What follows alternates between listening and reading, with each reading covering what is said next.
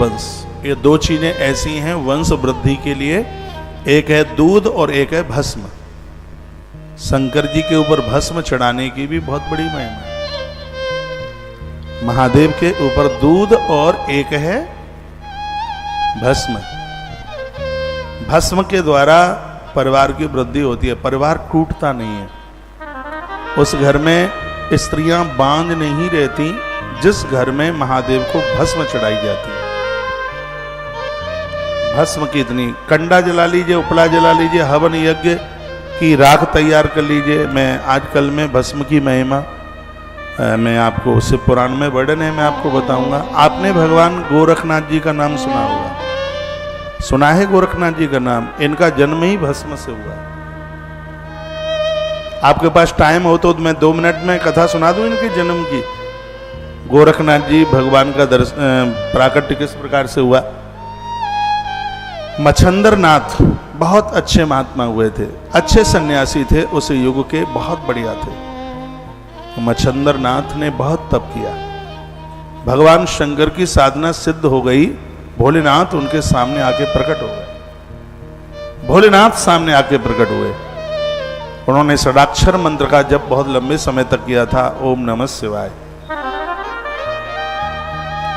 और वो प्रकट हो गए, भगवान शंकर प्रकट हो गए। और भगवान भोलेनाथ ने कहा वरदान मांगिए। मच्छंदर नाथ चरणों में गिर पड़े, कहा भगवान आपका दर्शन हो गया, अब कुछ नहीं चाहता। भगवान ने कहा कि मेरा दर्शन तो कुछ मांगने को होता है, मम दर्शन फल परम अनुपा। हमारा जो दर्शन है वो कुछ तो देता है भक्त को, मांग ले। जो भगत है वो तो कुछ मांगता ही नहीं है। मच्छंद्र नाथ ने कहा मुझे काय की जरूरत है, मुझे पता ही नहीं है, मुझे क्या चाहिए मुझे यही नहीं पता। तो भगवान शंकर ने कहा तुम्हारे माध्यम से मेरी एक संप्रदाय तैयार होगी, लोग उसको नाथ संप्रदाय के नाम से जानेंगे।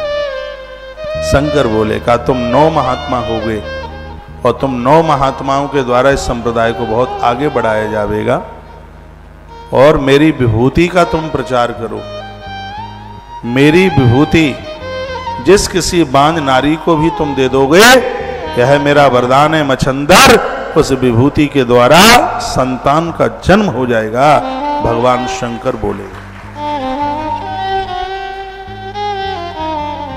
भोलेनाथ ऐसा कहकर के प्रकट हो गए, अंतर्ध्यान हो गए। मच्छंदर नाथ कभी चूल्हा तो सुलगाते नहीं थे। सुनिए, भिक्षा मांग करके काम चलता था। नाथ संप्रदाय बड़ी अच्छी संप्रदाय। हमारे यूपी के बाबा महात्मा योगी इसी संप्रदाय के महापुरुष हैं। वो आनंद की बात यह है कि हमारा जो सन्यास परंपरा है या बैरागी लोग हैं, ये परम सनातनी है। इनके द्वारा सनातन बड़ा मजबूत है, गढ़ा हुआ है, नहीं तो बड़ी मुश्किल